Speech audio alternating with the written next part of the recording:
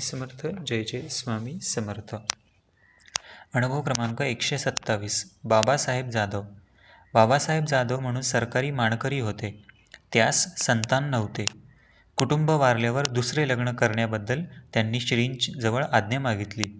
आज्ञा मिळाली नाही, म्हणून त्यांनी लग्न केले नाही आणि आपली सर्व इस्टेट महाराजांप्रित्यर्थ अर्पण करून लंगोटी धारण केली.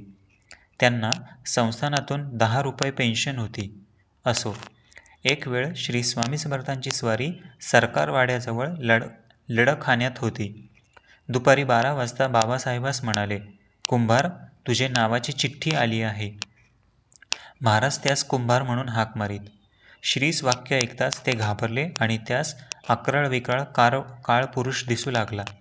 पण न घाबरता त्यांनी धीर धरून श्रींचे पाय घट्ट धरले आणि प्रार्थना केली की, महाराज, आता दुसरी विशेष वासना राहिली नाही, पण श्रींची सेवा अद्याप मनाप्रमाणे घडलेली नाही, करिता समर्थांनी कृपा करून तूर्त निरोप देऊ नये. हे ऐकून श्रीस त्याची दया आली आणि चिठ्ठी माघारी फिरवली.